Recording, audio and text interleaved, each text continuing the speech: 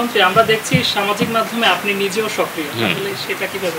আমি এটা বলেছি কালকেও যে আমাদের এমার্জেন্সি এবং এসেনশিয়াল অনেকগুলো পাবলিক কি ইনফ্রাস্ট্রাকচার যেগুলো আছে, পিকেআই এবং আমাদের যেগুলো জরুরি সেবা, সেখানে আমরা ইন্টারনেট কিন্তু সবসময় চলমান রেখেছি, কখনো ইন্টারনেট শাটডাউন হয়নি। এই ইউকেতে হাউস অফ কমন্সে যেই 3 জন মেম্বার পার্লামেন্ট যারা এটার ব্যাপারে সমালোচনা করেছেন, তাদেরকে আমরা লিখিত জবাব আমাদের হাইকমিশনের মাধ্যমে, ফরেন মিনিস্ট্রির মাধ্যমে পাঠিয়েছি। আমরা কোনো সময়ে সম্পূর্ণ বিচ্ছিন্ন হইনি বিশ্ব থেকে, এবং এই কারণে আমি বলছি আমাদের গুরুত্বপূর্ণ কিছু তথ্য অবকাঠামো এবং তথ্য পরিকাঠামোতে আমরা ইন্টারনেট যুক্ত রেখেছিলাম। ফলে আমাদের সরকারের পক্ষ থেকে সঠিক তথ্যটা আমরা যেন সোশ্যাল মিডিয়াতে দেই, দেশে এবং বিদেশে যারা গুজব এবং অপপ্রচার ছড়াচ্ছে তাদেরকে আমাদের ব্যাখ্যাটা দেওয়া, যাতে করে তারা আমাদের সরকারের সঠিক তথ্যটা জানতে পারে। সেজন্য আমার সোশ্যাল মিডিয়া প্রত্যেকটাই আমি অ্যাক্টিভ রেখেছি, এবং আমি অ্যাক্টিভ থাকার চেষ্টা করছি যাতে আপনারা, সংবাদ মাধ্যম এবং দেশের জনগণ, দেশে এবং প্রবাসে, তারা যেন সঠিক তথ্যটা পায়।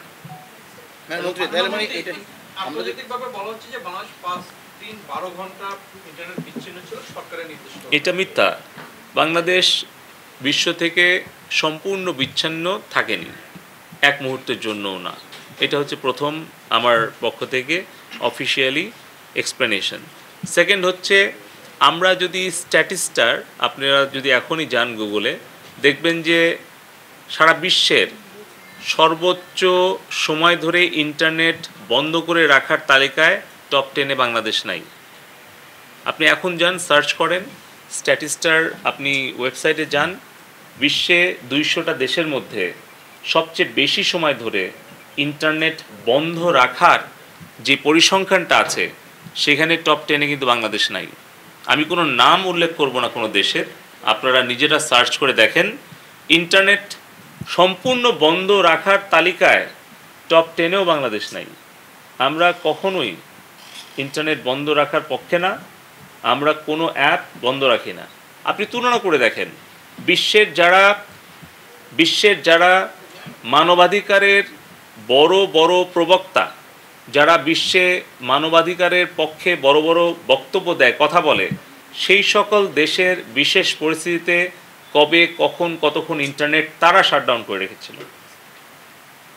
আপনারা দেখেন তাদের দেশে যেই ধরনের কন্টেন্টগুলোকে তারা তাদের সাইবার স্পেসে ব্যবহার করতে দেয় না, আর আমাদের তুলনা করলে তাদের কি সেটা বলার নৈতিক অধিকার আছে? আমেরিকা, ইউরোপ, এশিয়ার যেই সকল দেশগুলো বাংলাদেশের বর্তমান পরিস্থিতি নিয়ে সমালোচনা করছে, কিন্তু নিজেরা নিজেদের বিষয়টা উপলব্ধি করছে না, আমি মনে করি যে তাহলে তাদের নিশ্চয়ই উদ্দেশ্যটা পরিষ্কার নয়। কারণ যেই দোষে তারা দোষী, যেই অপরাধে তারা অপরাধী, তারা নিজের দোষ, নিজের অপরাধটা বিবেচনায় নিয়ে অন্যকে যদি শাসন করতে আসে বা উপদেশ পরামর্শ দিতে আসে, তাহলে নিশ্চয়ই আমরা প্রশ্ন করব যে তারা নিজেদের উদ্দেশ্যটা হয়তো পরিষ্কার না।